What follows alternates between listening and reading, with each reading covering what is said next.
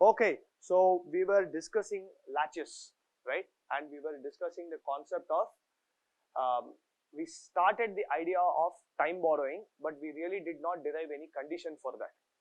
But before that, let us just revisit what we did last class, but this time with a slightly different clock waveform. Let us assume that the non-overlap period is actually very small, because that's why it was not evident again that there would be a hold time violation, because there was a long gap, right?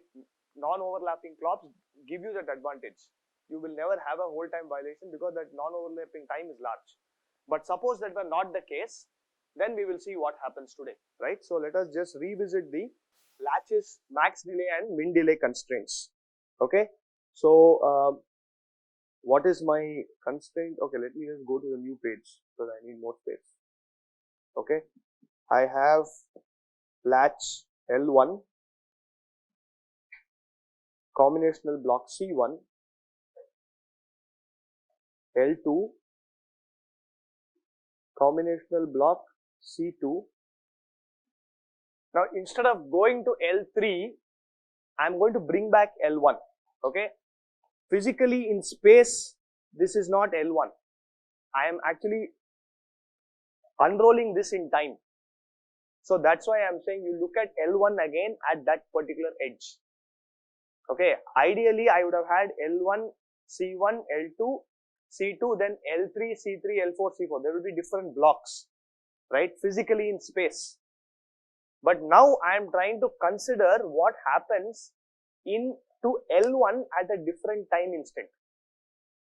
Okay, so I am unrolling this in time, not in space.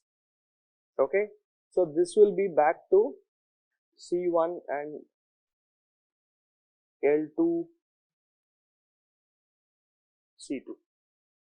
Okay, so my clock phi 1, phi 2, phi 1, phi 2. Okay, so let us look at phi 1 here.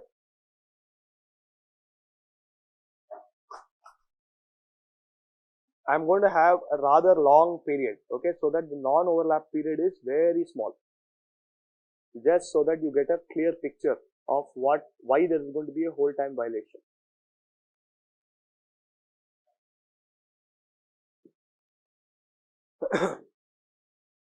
Phi 2, again both latches are positive latches. Okay, so what is going to happen here?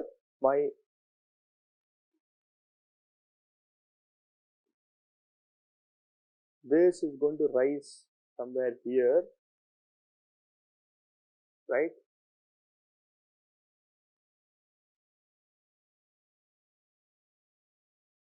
And so on, right?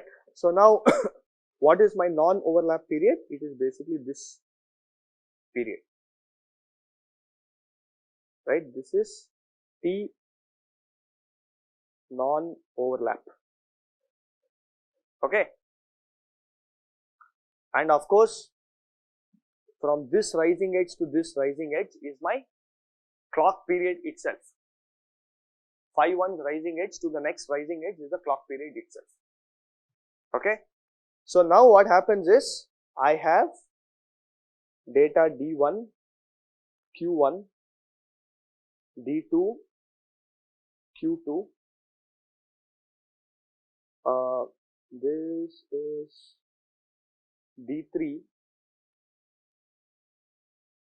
and now I am coming back to L1. Okay, so physically that's not the case, so I will not worry about labeling that for now. Okay, we'll come back to it when we deal with the min delay constraint. Okay, so now what is going to happen? I am going to have a change in D1 that needs to be captured, and before we proceed, let's mark our violation window very clearly, right? This is my violation window for phi 1.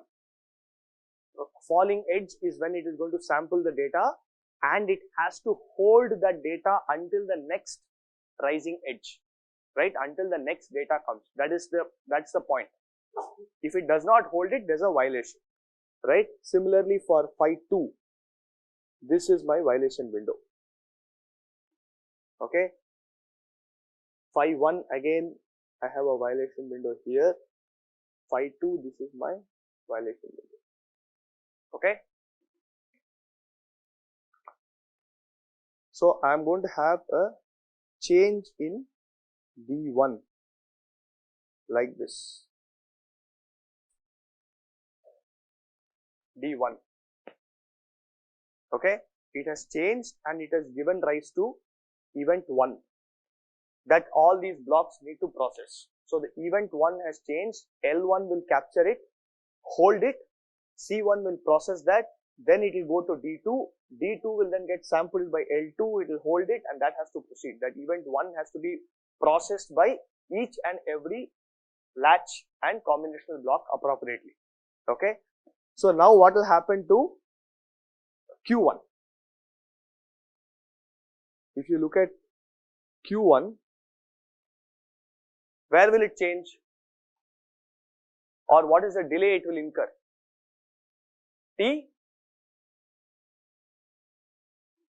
TDQ, right? Because I am saying that in a latch, data does not have to change exactly before the rising edge. It can change even afterwards. Remember, the latch has to hold event 1, right? And just hold it till the next rising edge. For that, the data has to settle before event 1 has to settle before this violation window. That's all. I'll call the violation windows V1, V2, V3, V4. Event 1 has to settle before violation window V1. Then it will get sampled correctly. There is no problem. Okay. So what will happen to Q1? Q1 is, there will be some small variation of course, or some small contamination delay. Okay, right now we are looking at the propagation delay, so I'm not going to mark the contamination delays, right? So this guy, D to Q, right? This is T, what? T, P, D, Q. T, P, D, Q. Okay? Then what happens to D2? That is going to, again, it will start with some contamination delay. Let me start that delay very early, right? There will be some long thing before the propagation delay actually allows it to settle. Okay, this is more like a realistic picture. The contamination delay can go through C1 very quickly, right? But the propagation delay might still be long and the time to settle may take it well into phi 2. Okay, so this is what? D2. Right, now what happens to Q2? So it has gone into phi 2. The delay it will incur is what? T, P, D, Q again, right? So Q2 is, and of course all this is event 1. Okay.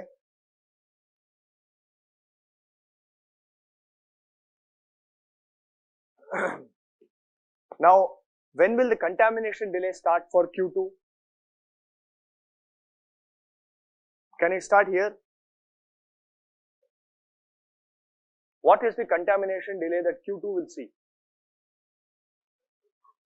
It has to wait until the clock turns on. So therefore, contamination delay can come only from clock to Q.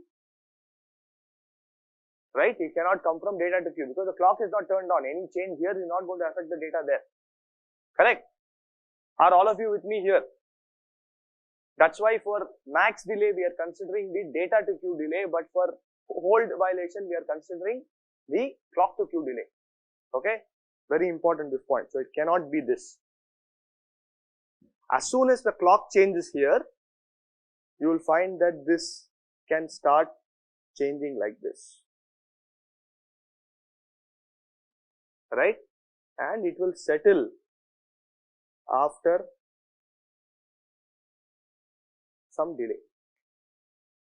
Okay? Now what are the delays here? From this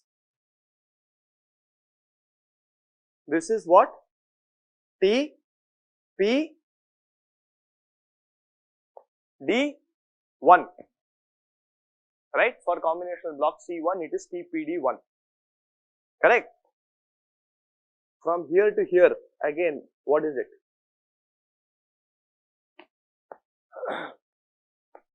From D2 to Q2, change is what? Delay is T, sorry, this is TPDQ again, right? So this is TPDQ1, or I'll just call it TPDQ, identical flops. Okay, same delays. Now what will happen to D3?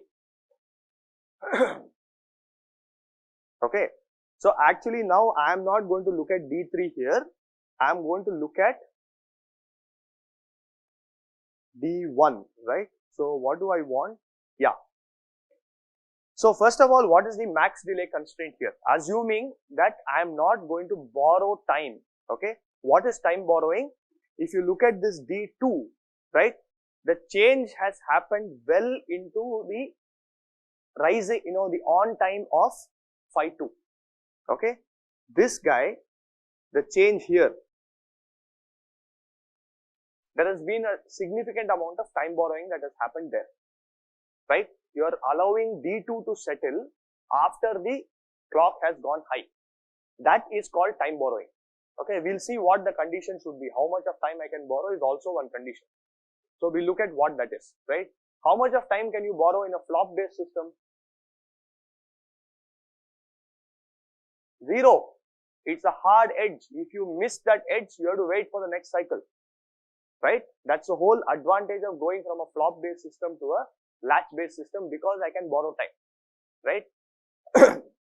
So we'll see some advantages of this very clearly later, okay? So assuming that this has to finish within the clock cycle TC itself, what should be the condition now?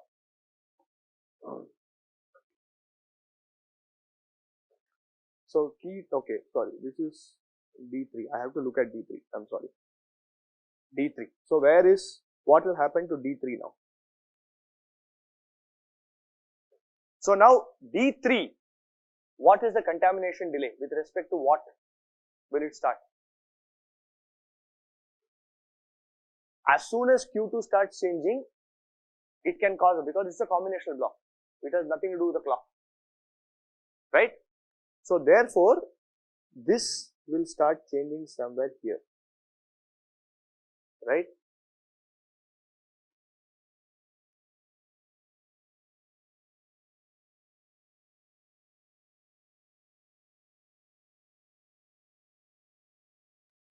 Right, and so this is what?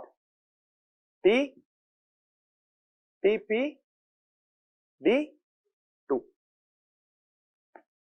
correct?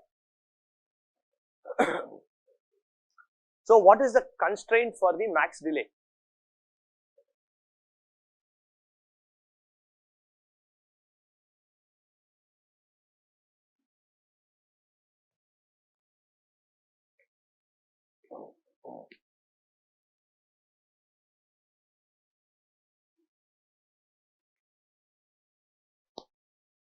TPD1? What? No. Be very careful. Where is the violation window now? Huh? V2. No. Hold on. D2 is being sampled by phi 2. Correct? Now I am looking at phi 1. Right? D3 is now going to be sampled by phi 1. So therefore, there is no violation window. It's very far away. That's why I am drawing this waveform again specifically. If you draw it with very large non-overlap period, these things may not be obvious. Okay, so therefore there is really no violation here, violation window. There is a long time. If I have to finish within that cycle, if I can borrow across cycles, then you are right. I have to finish it. I have to finish before violation window V3, not V2 also.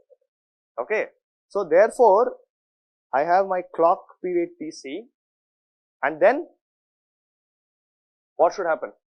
I have my delays TPDQ plus TPD1 plus TPDQ, right? I can call it 1 and 2 actually, not big deal, right? Plus TPD2.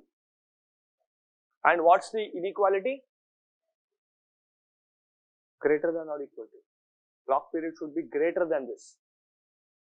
If clock is slow, no problem, it can accommodate it, right? Implies TPD1 plus TPD2 should be less than or equal to TC minus TPDQ1 plus TPDQ2, right?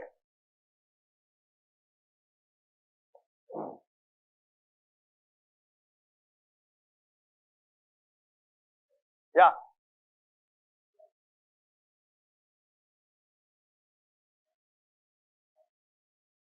No, you're right. I'm saying, of course, if you can borrow time, that's what I said. Borrowing time from phi 2 is time borrowing across half cycle. Borrowing time across a half cycle is always allowed. So that's why we are not worried about restricting it within the half cycle. But time, time borrowing across cycles is prohibited in some cases. I'll show you next. That's why I'm first deriving the condition saying, if I have to finish within the same cycle, then this is the condition.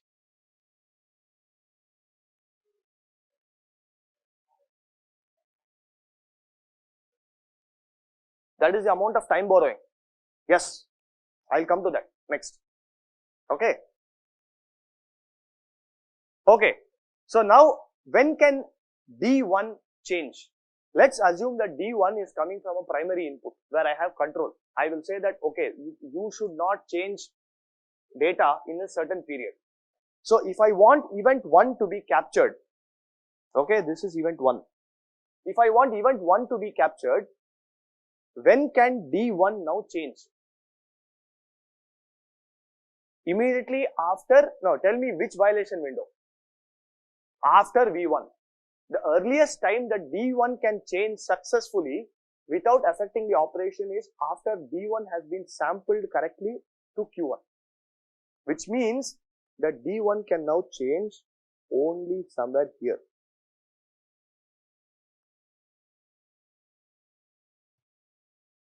So it will change like this. Okay. Then this is event 2. Okay. Now what should happen to this? Let's look at, okay, D1 has come through there. Yeah. So what is the constraint on D2? How long should D2 be stable? Right? What is the job of Q2 first of all? After phi 2 falls, data has to be sampled and it should be held until the next rising edge of phi 2. Correct? The intent is Q2 should remain at event 1 until this period. Correct? Is that right?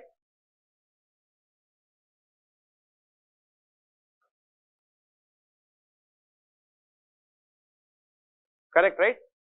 Okay. So now, in order for that to happen, D2 should be stable for how long?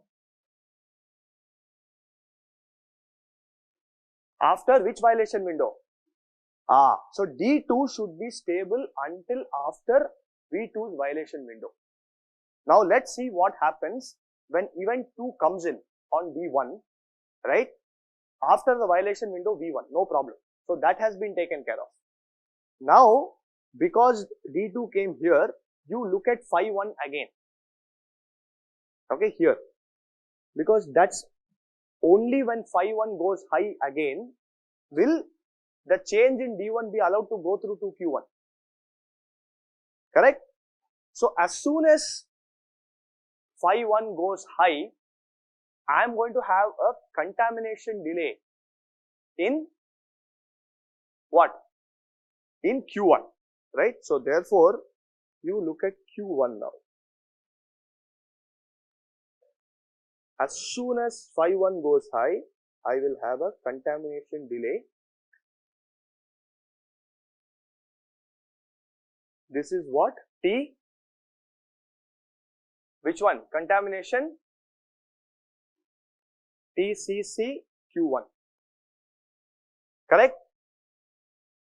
Now, as soon as there is a contamination delay on Q1, it can reach D2 because it's a combinational block. Correct? So, what will happen to D2? D2 will start changing like this. Right? These are actually very small delays. That's why I'm showing it, trying to show it. I'll remove this, okay? Maybe I'll put that here. T, P, D, Q2. This, what is this delay? From Q1 to T2. Huh? T, C, D, 1. Correct? Now, what is my constraint on D2? D2 has changed. What did we say, or when did we say that D2 is allowed to change so that there is no violation? After violation window, V2, right? So this is what happens if data changes and the overlap period is very, very small. Non-overlap period is very small, I'm sorry, right? If that happens, then this data can race through from D1 to Q1 through C1 and contaminate the data that was supposed to be held by D2 in the earlier cycle. Are you with me? So what is the constraint for this to work correctly?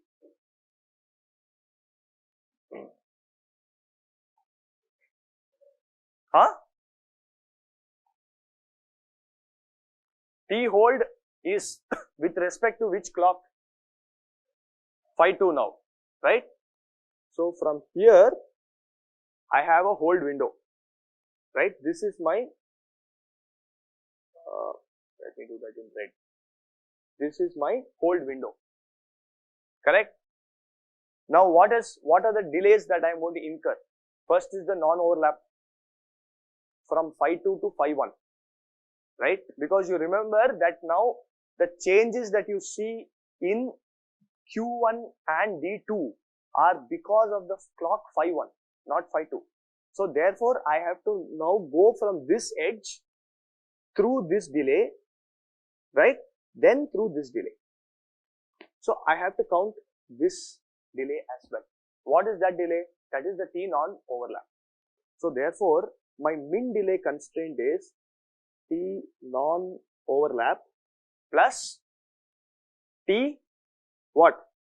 CCQ1 plus TCD1, and I have a T hold constraint here. What's the inequality? Less than or equal to. Violation window V2 should be small enough, or the data change in D2 should happen after that, right? Which implies my TCD1 should be greater than or equal to T hold minus T non-overlap minus TCCQ1. Correct? This is my min delay constraint. This is max delay.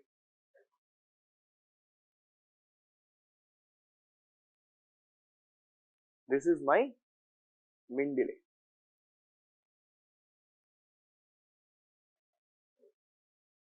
Okay? Now this TCD1 that I said, whatever discussion we did, we have to do it even for C2. The same discussion will hold even for the outputs D3, right? D2 should not race through and cause a change there, everything. So for every latch, I have to do this. correct? So therefore, I will simply say TCD 1, 2, T hold T overlap 1, 2, T hold minus T non overlap minus TCCQ 1, 2, right? Same condition is going to hold there as well, just that the delays might be different. So last time I left you with one question. I said that max delay constraint is one constraint. If you look at this, it is TPD1 plus TPD2 less than or equal to TC minus some two propagation delays, right? So we got one constraint for max delay and one constraint each for min delay within one cycle, that is for the two latches, correct? A flop on the other hand has only two constraints, one max delay, one min delay. Okay, this is for a latch.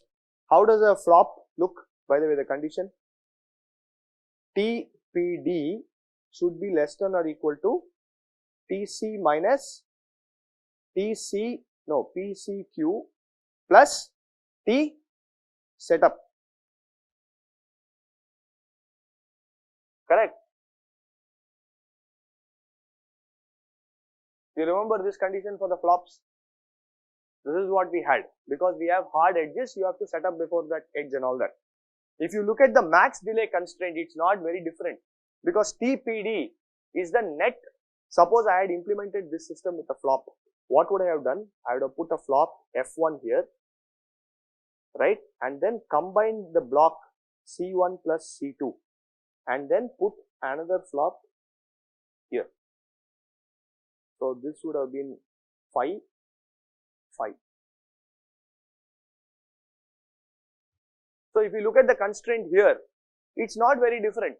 TPD is less than or equal to TC minus TPCQ plus T setup.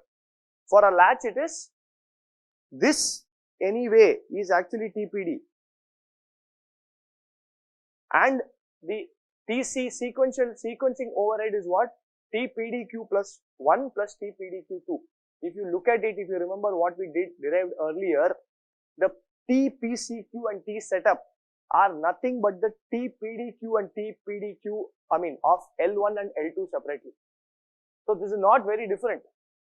The max delay constraints are almost identical. It is clock period minus 2 latch delays. In a flop, we call it TPCQ and T setup. In a latch, it is just PDQ1 and PDQ2. So it's not very different. The min delay constraint, however, is different.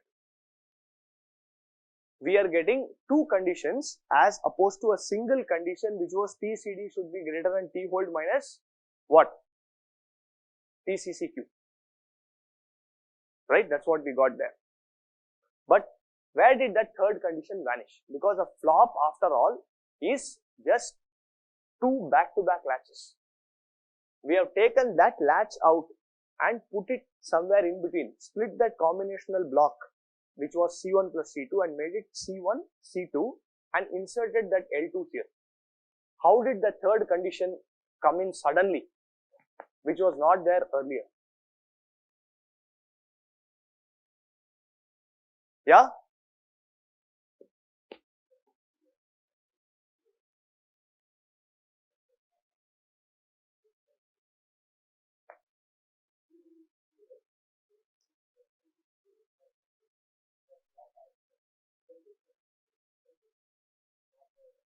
Correct. That's because you have control on C1 and C2.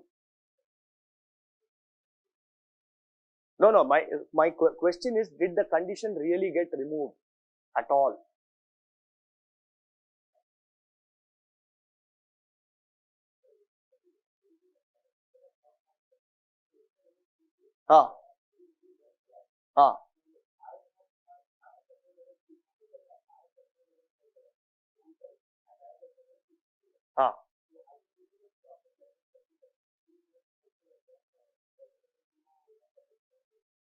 T hold is okay. So what I'm asking is, basically now you have in the latch system, I have one min delay constraint per latch.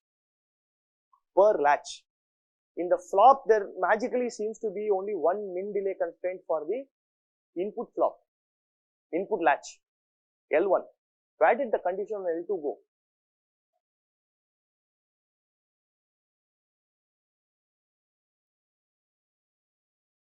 So the answer is the condition did not vanish. If you remember, that condition was a function of the delay of the latch inverters. You remember when we did this hold violation analysis, the 1-1 overlap which happened on the non-sampling edge, you had to ensure that that delay was less than the propagation delay from input to that second latch.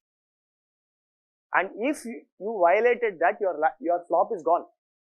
You will have a hold violation or a race condition.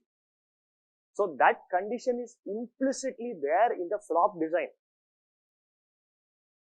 The difference in a latch based design is I have control now over even that delay, because I can design C1 and C2 to make sure that delay violation doesn't happen.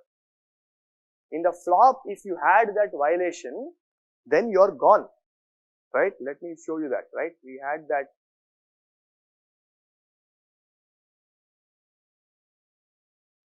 You see this?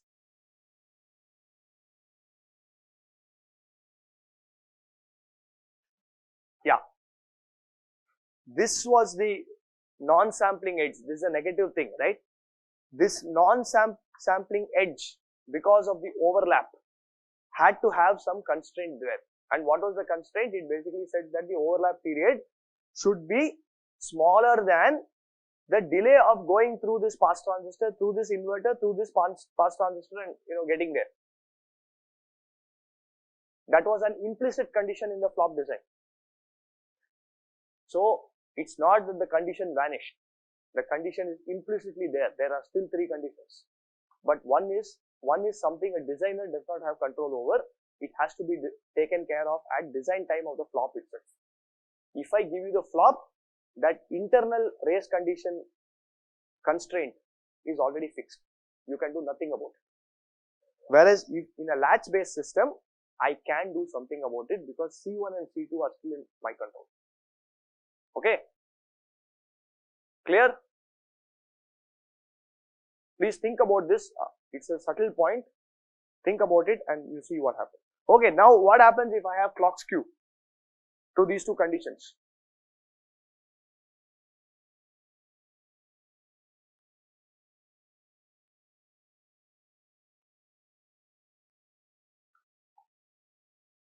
Right? What happens if I have clock skew? Right? I'm going to have this sampling edge. Right? So will the max delay constraint get affected?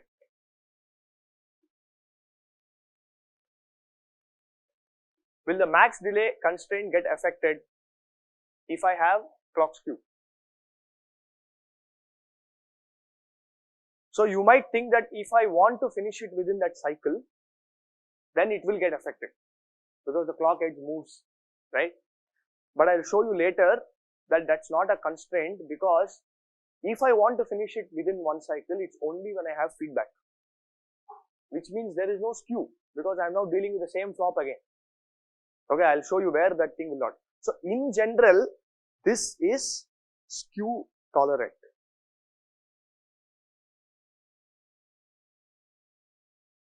The reason is, if I have a subsequent block L3, L4 and so on, then technically I can borrow some time from the neighboring clock period also.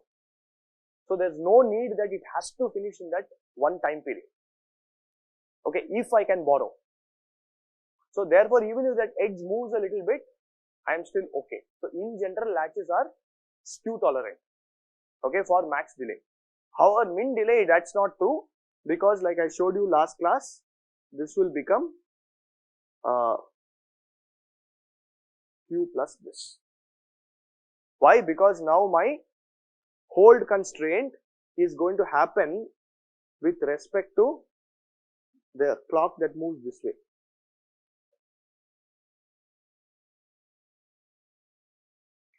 Phi 2 will move to the right little bit, and therefore I have to ensure that the hold constraint is with respect to the shifted clock. So T hold plus T skew will come in there and it will alter all this condition here. So this will become T skew plus T hold plus whatever. Yeah.